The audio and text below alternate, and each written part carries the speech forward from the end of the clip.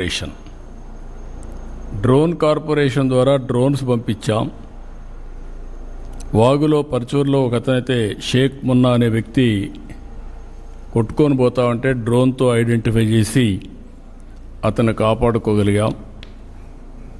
ఒక ప్రార్థనా మందిరం చుట్టూరు వరద నీళ్ళు వస్తే ఐడెంటిఫై చేసి ఒక 15 మందిని మనం కాపాడగలిగాం.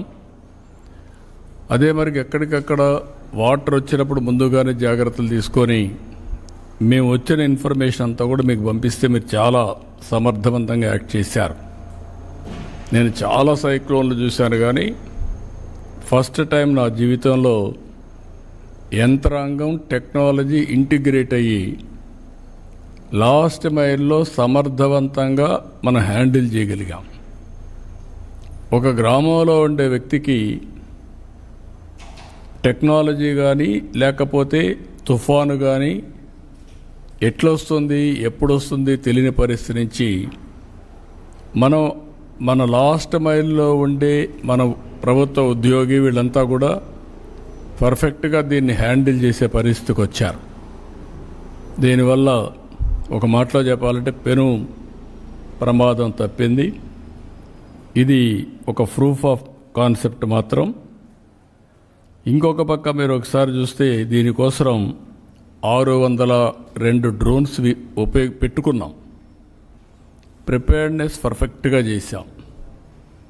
ఎక్కడైనా సరే స్టాండర్డ్స్ SOP పెట్టుకొని వీలైనంతవరకు ఎంతవరకు ఇవన్నీ కాపాడగలుగుతామో డ్రోన్ ద్వారా కానీ సెటిలైట్ మ్యాప్లు కానీ లేకుంటే వేరియస్ యాంగిల్స్లో తీసుకొని మనం ముందుకు పోయి కడాన మీరు చూస్తే CCTV కెమెరాలో టౌన్స్లో ఫ్లడ్ మేనేజ్మెంట్ ఏ విధంగా చేయొచ్చునో అనలైజ్ చేసి అలర్ట్స్ పంపించే పరిస్థితికి వచ్చాం. ప్రతి ఒక్క టౌన్లో CCTV కెమెరాలు ఉన్నాయి. అవన్నీ అనలైజ్ చేసుకుంటున్నాం.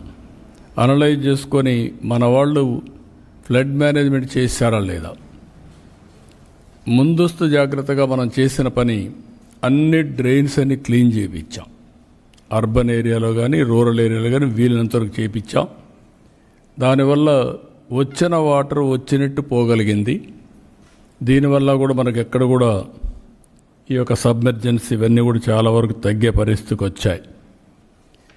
ఎప్పుడు కూడా టెక్నాలజీ, అధికార యంత్రాంగం, ఇంకొక పక్క ప్రజాప్రతినిధులు. ఈరోజు ఈ మీటింగ్కి 3 పిలిచాం. ఒక పక్క అధికార యంత్రాంగం మొత్తం ఉన్నారు, బాగా ఫీల్డ్లో పనిచేశారు.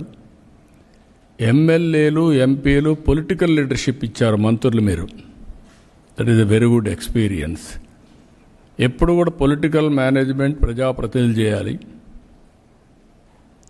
అధికార యంత్రాంగం సమర్థవంతంగా వాళ్ళకుండే అధికారాలు ఉపయోగించుకొని అక్కడ మనం ఏమనుకుంటాం అవన్నీ వాళ్ళు చేయగలిగి రెండు కూడా కలిపి చేయగలిగితే చాలా మంచి ప్రయోజనాలు వస్తాయి. NDRF, SDRF, fire services extraordinary work చేశారు. పోలీస్, రెవెన్యూ, ఆల్ డిపార్ట్మెంట్స్, ఒక డిపార్ట్మెంట్ కాదు అన్ని డిపార్ట్మెంట్లు చాలా బాగా చేశారు. కడాన స్వచ్ఛంద సంస్థలు కూడా వాళ్ళు కూడా ముందుకొచ్చి ఇందులో భాగస్వాములు అయ్యారు. NGOస్ను కూడా అభినందిస్తున్నా. రాబోయే రోజుల్లో మనం ఇది ఒక టీమ్ స్పిరిట్, టీమ్ వర్క్, అందరం కలిసి పనిచేస్తే ఒక ఎక్స్ట్రాడినరీ పర్ఫార్మెన్స్ ఏ విధంగా వస్తుందో మనం చేసి చూపించాం. ఇది చాలా సంతోషం. మిమ్మల్ని అందరినీ నేను ఈరోజు సాయంత్రం లండన్కి వెళ్తూ ఉంటే లేట్ అయితే కరెక్ట్ కాదు, మిమ్మల్ని రికగ్నైజ్ చేయాలి. మిమ్మల్ని రికగ్నైజ్ చేయడమే కాదు, రాష్ట్రానికి ఒక మెసేజ్ పంపించాలి. మనం చేసిన పని ఒక స్ఫూర్తిదాయకంగా ఉండడం ఒక ఆస్పెక్ట్ అయితే, ఈ స్ఫూర్తిని ప్రజలు కూడా అందుకోవాల్సిన అవసరం ఉంది. మనం చేసిందంతా ప్రజల కోసం చేశాం. ప్రజల్లో కూడా భవిష్యత్తులో వాళ్ళు ఒక బాధ్యత తీసుకొని కొంతమంది వాలంటీర్స్గా తయారు చేయాల్సిన అవసరం ఉంది. ఏ ఈవెంచువాలిటీ వచ్చినా, ఏ పెద్ద సైక్లోన్ వచ్చినా, లేకుంటే ఇంకొక విపత్తు వచ్చినా ప్రజల సహకారం ఉంటే చాలా ఈజీగా అవుతుంది. నిన్న మొన్న మీరు చూస్తే నేను చాలాసార్లు చూశాను. ఒకప్పుడు ఏదైనా ఇన్సిడెంట్ జరిగితే లాస్ట్ మైల్లో చెప్పాలంటే మనం టామ్ టామ్ వేసేవాళ్ళం ఊర్లో పోయి. ఆ రోజుల నుంచి చూసా. తర్వాత నేను అందరికీ వాస్తవాలు చెప్పాలంటే హరికేన్ తుఫాన్ అప్పుడు పేపర్లో అడ్వర్టైజ్మెంట్ ఇచ్చా. అప్పట్లో ఆ అడ్వర్టైజ్మెంట్ ఏమనంటే, మీ అందరికీ ఇన్ని కేజీల బియ్యం ఏదేది ఇస్తున్నాం అన్నీ వేసి ఎవరైనా ఇవ్వకపోతే చొక్కా పట్టుకొని తీసుకోండి అని ఆ రోజు నేను అడ్వర్టైజ్మెంట్ రాశాను. ఇదే మరి రాశాను. అంటే ధైర్యం ఇవ్వడానికి, గట్టిగా అడగండి, డిమాండ్ చేయండి, ఇట్ ఈజ్ యువర్ రైట్ అని చెప్పి చేయించాం. ఈరోజు పంచాయతీలో మన ఆఫీస్ మీద ఒక సిస్టమ్ డెవలప్ చేశారు, అలర్ట్ సిస్టమ్ డెవలప్ చేశారు. ఇక్కడి నుంచి మెసేజ్ పంపిస్తే ఏ పంచాయతీకి కావాలంటే స్ట్రక్చర్డ్ మెసేజ్ అక్కడ అనౌన్స్మెంట్ వస్తుంది. ఒక 24 పైలట్లు పెట్టారు. ఓ దానికి 3 లక్షలు అవుతుంది. ఇప్పుడు దాన్ని మాస్టరైజ్ చేసి 2 లక్షలకో ఎంత అవుతుందో వర్కౌట్ చేయమన్నాను. వల్నరబుల్ ప్లేసెస్లో పెట్టుకోగలిగితే భవిష్యత్తులో అక్కడ పోయి చెప్పాల్సిన పని లేదు. ఇక్కడి నుంచి అలర్ట్స్ కూడా మనం చెప్పే పరిస్థితి వస్తుంది. టెక్నాలజీ చాలా మెచ్యూరిటీ వచ్చింది. నేను చాలాసార్లు మీకు ఒక మాట చెప్పాను, we're all in a inspiring time. దానికి మెయిన్ కారణం ఏంటంటే, ఒక పక్క డేటా లేక్ ద్వారా డేటా అంతా ఉంటుంది, హిస్టారికల్ డేటా, ప్రజెంట్ డేటా.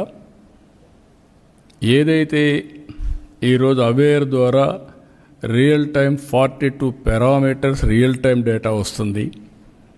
రెండు ఇంటిగ్రేట్ చేసి ఏఐ ఉపయోగించుకొని, లేకపోతే క్వాంటమ్ కంప్యూటర్ కూడా ఉపయోగించుకుంటే రియల్ టైం అనలిటిక్స్ చేసి right decision, right solution, last మైల్కి రియల్ టైం పంపించడానికి వాట్సాప్ గవర్నెన్స్ ఉంది.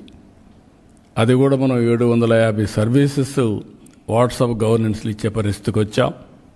This is where. అందుకే మిమ్మల్ని అందరినీ కూడా ఎప్పుడు అంటూ ఉంటాను, ఇంకా హార్డ్ వర్క్ చేయడం కాదు, స్మార్ట్ వర్క్ చేయడం చాలా అవసరం అని.